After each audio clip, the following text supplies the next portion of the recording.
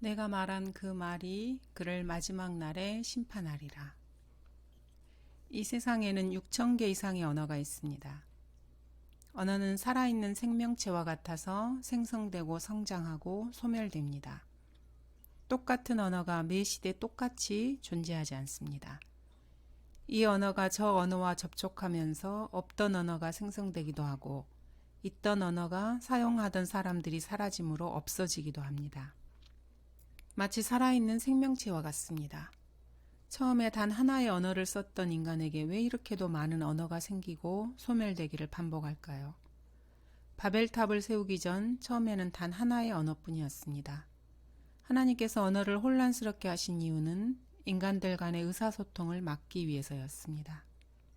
서로 의사가 소통되지 않으면 그들이 이루려고 하는 일을 할 수 없으며 같이 살 수 없기 때문에 서로 흩어질 것입니다. 하나님께서 흙으로 사람을 지으시고 처음으로 인간에게 하신 말씀이 창세기에 기록되어 있습니다. 동산의 모든 나무에서 나는 것을 내가 마음대로 먹을 수 있으나 선과 악의 지식의 나무에서 나는 것은 먹지 말라. 내가 거기서 나는 것을 먹는 날에는 반드시 죽으리라. 에덴 동산에 살던 인간은 반드시 이 말씀을 알아야만 했습니다. 이를 어길 시 반드시 죽어야 하기 때문입니다. 언어를 만드신 하나님께서는 처음 사람을 만드시고 인간이 반드시 알아야 할 가장 중요한 말씀을 하셨고 그것을 성경에 기록하셨습니다. 인간의 생명이 달린 죽고 사는 문제였습니다. 언어가 없었다면 인간은 자신이 무엇을 해서는 안 되는지 알 수 없었을 것입니다. 하나님께서 언어를 만드신 이유는 말씀이신 하나님께서 그 말씀으로 인간과 의사소통을 하고 인간에게 생명을 주시기 위해서입니다. 이렇듯 인간에게 생명을 얻는 방법을 알려주는 언어를 인간은 어떻게 쓰고 있습니까? 자기 자랑, 하나님을 모독하고 우상에게 영광을 돌리며 욕설과 저주와 속임수와 거짓말하는 데 쓰고 있습니다. 그런 언어가 인간에게 필요하겠습니까? 그래서 6천 개가 넘는 지구상의 언어 중 다수의 언어가 하나님 보시기에는 죄를 전달하는 쓸모없는 악한 매개체로만 보일 뿐입니다. 하나님께서는 인간의 언어를 통해서 인간과 대화하기를 원하십니다. 인간에게 생명을 주시고 싶기 때문입니다. 그래서 각 나라의 언어에 맞게 하나님께서는 성경을 주시고 대화를 시도하십니다. 하나님께서는 문자를 통해 인간과 대화를 지속적으로 시도하고 계십니다. 하나님께 기도하는 데 사용되지 않는 언어, 성경으로 기록되지 않은 언어, 하나님과 대화하지 않는 민족의 언어, 그런 언어는 하나님 보시기에 소리나는 꽹과리처럼 시끄럽기만 하는 지저분한 소리이며 지구상에서 없어져야 할 쓰레기일 뿐입니다. 그래서 수많은 언어들이 지금 이 시간도 죽어가고 있습니다. 하나님 보시기에 쓸모없기 때문입니다. 하나님께서 영어 킹제임스 성경을 복주시고 그 언어를 세계 공용어가 되게 하신 것은 모두들 알고 인정하는 사실입니다. 영어로 성경이 번역되어 나왔고 수많은 복음 전파자들이 필라델피아 시대에 영어로 설교하고 영어로 기도하고 영어로 성경을 읽고 영어로 책을 썼기 때문입니다. 하나님께서는 당연히 영어를 복주셔야만 했습니다. 여러분이 하나님이라면 영어 외에 어떤 언어에 복을 주고 싶겠습니까? 자신이 사용하는 언어를 하나님께서 복 주시기 원하십니까? 그렇다면 여러분이 쓰는 언어로 기록된 성경을 읽고 그 언어로 하나님께 기도하며 그 언어로 사람들을 그리스도께로 인도하고 그 언어로 성경에 기반을 둔 책을 쓰며 그 언어로 성령의 인도하심을 따라 성령께서 말씀하시듯 말하면 됩니다. 세종대왕께서 한글을 창제하신 그 지혜는 하나님께서 주신 것이 분명합니다. 모든 것을 아시며 미래를 아시는 하나님께서 한글로 자신의 말씀이 번역되어 나올 것을 미리 알고 한 왕을 선정하셔서 지혜로 그 나라 민족이 쓰고 있는 언어를 문자로 기록하도록 하신 것입니다.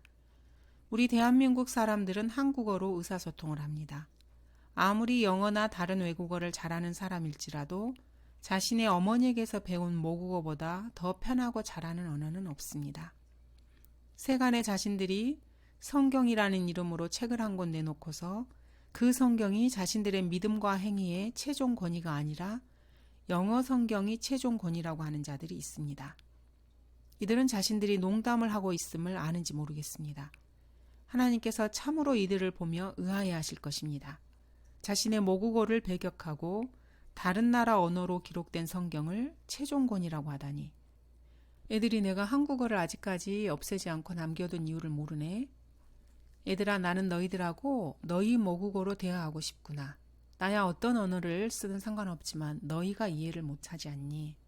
아마 하나님께서는 이렇게 그들을 보고 안타까워 하실 것입니다. 이들은 하나님께서 언어를 만드신 첫 번째 이유도 모르는 자들입니다. 인간과의 의사소통을 위해서입니다. 그 언어를 통해서 하나님께서는 자신의 백성이 자기에게 기도하고 찬양하고 말씀을 읽고 암송하며 복음을 전파하기 원하십니다. 믿음과 실행의 최종 권위란 내가 믿고 실제로 행동하는 모든 일에 있어서 최종적으로 기준이 되는 것이 무엇이냐는 것입니다. 저는 한글 킹제임스 성경을 최종 권위로 믿습니다. 제가 제 어머니에게서 배운 언어가 한국어이기 때문입니다. 저희 어머니를 통해 배운 이 한국어를 통해서 하나님께서는 저와 대화하고 싶어 하십니다. 다른 나라 사람이 쓰는 영어나 독일어나 일본어나 중국어로 소통하지 않으십니다.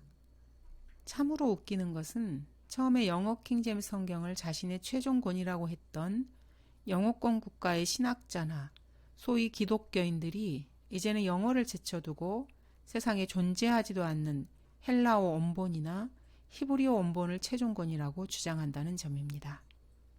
이들은 늘 자신들이 현재 가지지 않은 것에 권위를 두고 싶어 합니다.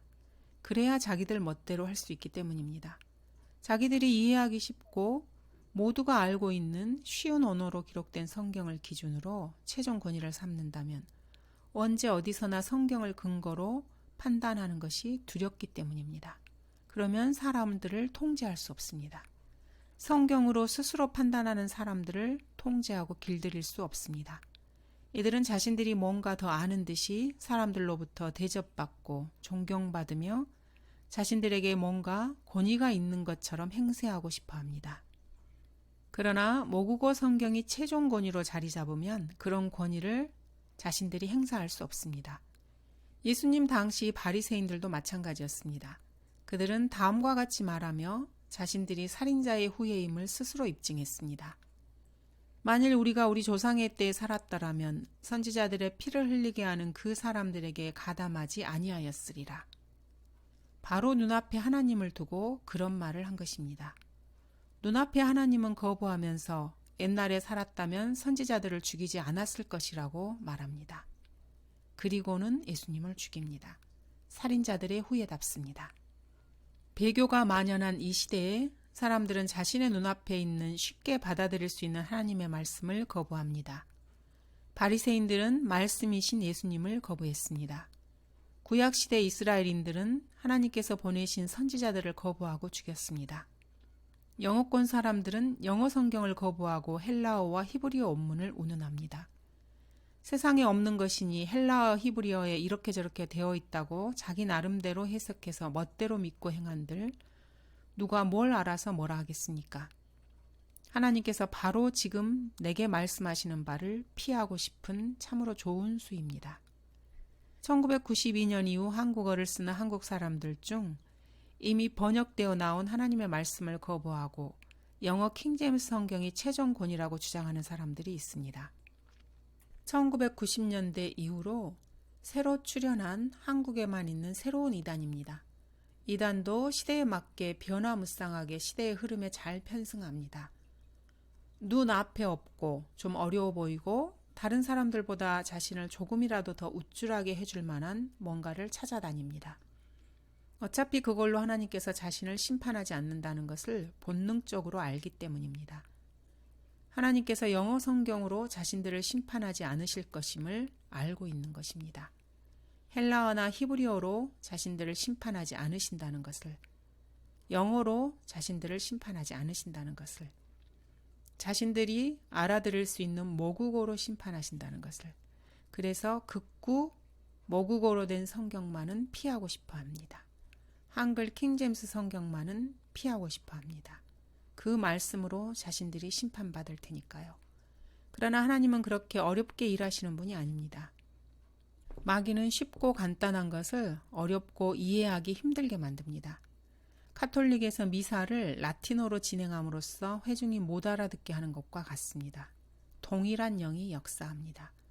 소위 학문이라는 여러 분야에서 학자들이 얼마나 많은 전문 용어를 만들어내서 일반인들이 감히 범접하지 못하게 하는 것을 보면 압니다. 이런 그들에게 하나님께서는 엄중하시면서도 너무나 쉽게 이해되는 한글로 이렇게 책망하십니다. 율법사들아, 너희에게도 화 있으리라. 이는 너희가 사람들에게는 지기 힘든 짐을 지어놓고서도 너희 자신은 그 짐에 손가락 하나도 대지 않기 때문이라. 너희에게 화 있으리라. 이는 너희가 선지자들의 무덤을 세우고 너희의 조상은 그들을 죽였기 때문이라. 진실로 너희는 증인이 되어 너희 조상이 하는 일에 찬동하나니 이는 그들은 참으로 그 선지자들을 죽였고 또 너희는 그 선지자들의 묘를 세웠기 때문이라. 이 때문에 하나님의 지혜도 말씀하시기를 내가 그들에게 선지자들과 사도들을 보내리라. 그러면 그들이 그중 덜어는 죽이고 박해하리라 하였으니 나를 거절하고 내 말들을 받아들이지 아니하는 자는 그를 심판할 리가 있으니 곧 내가 말한 그 말이 그를 마지막 날에 심판하리라. 말씀이신 주 예수 그리스도께서는 한국인들에게 한글 킹제임스 성경을 주셨습니다. 그리고 그 말씀으로 마지막 날에 한국인들을 심판하실 것입니다. 한국어를 모국어로 하는 사람들이 한글 킹제임스 성경을 받아들이지 않는 이유입니다. 감사합니다.